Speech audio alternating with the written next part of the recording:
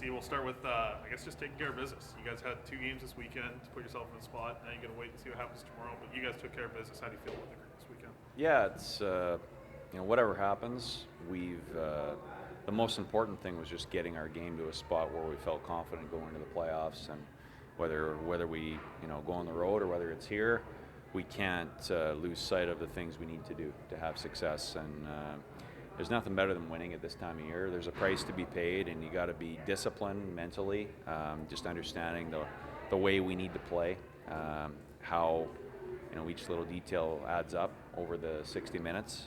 And I think our group has really embraced that. I believe they have done a really good job of preparing each other to play the way we have to have success, and it's worth it. It's hard, but it's worth it. And so, I just hope we can continue it on as long as possible, because this is such good experience for them, learning what it takes to be part of a winner. And it's up to us to keep it going. And the last weekend, you sweep a team that knocked you out of the playoffs last year. Was that kind of build up to show you guys what playoff hockey is going to be like the last few weekends? Well, I think we always play really competitive games against these guys, and they've been missing a few bodies for some of these games, but certainly today they had their group, and they played well. I thought it was a really good hockey game, and we fall behind, even though I thought we were playing pretty well, and we just stuck with it, found a way to battle back into the game, and I think we are comfortable playing in those games, which is so important if you're going to do anything as it gets tighter and the stakes get higher. So that's important confidence boost for us. It seems like all year long you've had these 5-minute bursts where the teams just look exactly the way you want to play. It feels like they're stretched out a little bit the last 2 weekends. Are you seeing something different or something clicking with this group? Just the way that you guys are holding possession. It feels like for 10 minutes long at times. Yeah, I think really since that second game in Manitoba, we've been much more consistent. I think it comes down to preparation as a group. It's not just showing up to the rink and seeing what happens. You got to put the work in before, so that you're ready to do it every shift. And it doesn't mean that things are going to go perfectly every shift, but if one group is under pressure, the next line out's got to do something to put a stop to it and build momentum again. And it's so much easier for the guys following. They can start with the puck or start in the offensive zone, or don't have to change on the back check or kill a penalty. So again, those are things that I think our group has learned. What do you think about Nikita Tolopilo's confidence level to play here in the AHL from day one of him coming in, getting that first start, to where he's at right now? Yeah, I thought he played well. Obviously, maybe the one goal is one that he'd probably like to have back, but at the same time, he made some huge saves as the game went on, certainly to preserve the lead in the third. And I think that's one thing he's looking more and more composed, getting whistles for us at key moments, which is huge, and that's part of learning. Things happen quick here, so to jump on loose pucks, to swallow up those point shots or rebounds, it's a big part of helping your team manage the game. It maybe doesn't show up in the save percentage, but it's a huge part of being a winning goaltender. With Archie Bates, felt like one of these times, he's been around this league enough, it feels like there's times where you can take over the game, and I think we're seeing that more consistently this season. Was tonight one of those games where he just kind of popped off there in the later parts of it? Yeah, well, he's definitely capable of making that last pass, and making the last play. And I think for him, it's just understanding that it's not every shift, and being willing to just do the simple things, play north, get through people, advance pucks, protect pucks.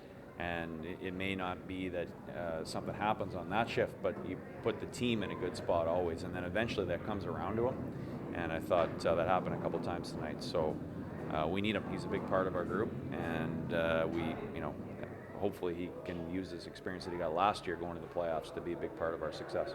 Well, you kind of talked about there with him kind of resetting in those spots. It feels a lot like what you talked about when he first came into this league. So is it kind of getting back to some of those things? Yeah, no question. I think it's sort of an evolution. He came in last year and he was playing to survive, playing to get in the lineup, and so he really had to be sharp on his details and just paying the price to advance pucks, get pucks out, get pucks in, so that he could get another shift, so that he could get another game.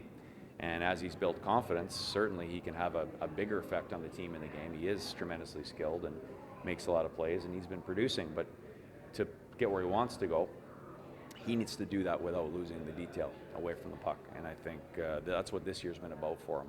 And again, as we play these games with so much on the line, that's a big opportunity for him to show where he's at, and it's exciting. 11 forwards, or 11 forwards, 70. You've been running with that the last little while here. Is that something you continue to, or wanting to continue to do in the playoffs? Yeah, I just think it fits our group right now. Whether it's managing minutes of some guys, I think we have a few guys who, when we're able to keep their minutes down, especially on the back end I'm speaking about, the quality of their play really stays high, and as soon as you get over a certain amount, then it can drop off. So we're trying to protect that. We've been able to get some young guys in, and again, when you play 7, it just protects them. We can give them extra shifts when they're ready for them, and maybe they don't play as much in other situations. And when you have 7, you're able to do that. And I think our forward group, the way we're laid out right now, it fits 11. I think we got a bunch of guys who can play different positions, somewhat interchangeably, and that's been, obviously since whatever game it's been, the flow of our team has been really good. So I expect we'll stick with it. With tonight's results, it looks like you'll play the Colorado Eagles in the first round. Do you have, you split the season series against them 4-4. What are you expecting from that group? Yeah, I'm expecting tremendously competitive games. I think we're two very similar teams. Hard forechecking, pressure on the puck, physical, tough to play against. So, it's going to be a challenge. It may be a lot of grind out there, but, that's this time of year.